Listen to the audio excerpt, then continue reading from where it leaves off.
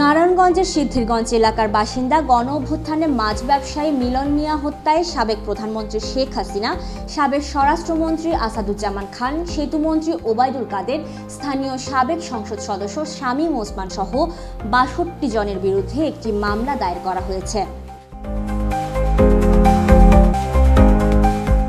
রবিবার দিবাগত রাতে নিহতের স্ত্রী মোসাম্মদ শাহনাজ বেগম বাদী হয়ে সিদ্ধিরগঞ্জ থানায় মামলাটি দায়ের করেন।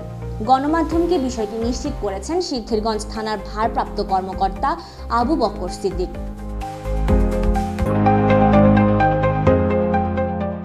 মামলার এজাহারে বলা হয়েছে, গত ২১ জুলাই ঢাকা চট্টগ্রাম রোডের শিমরাইল মোড় দিয়ে মাছের আড়তে যাচ্ছিলেন মাছ ব্যবসায়ী মিলন মিয়া।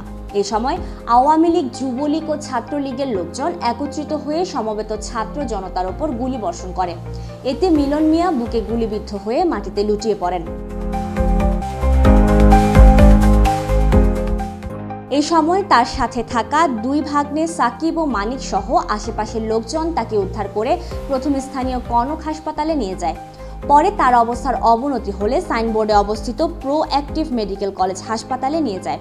সেখানে চিকিৎসাধীন অবস্থায় ২১ জুলাই রাতে মিলন মারা যায়।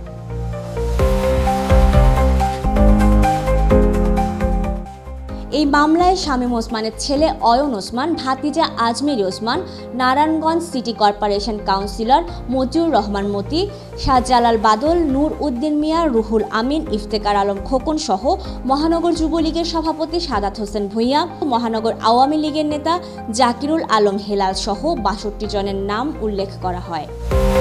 News desk, media express.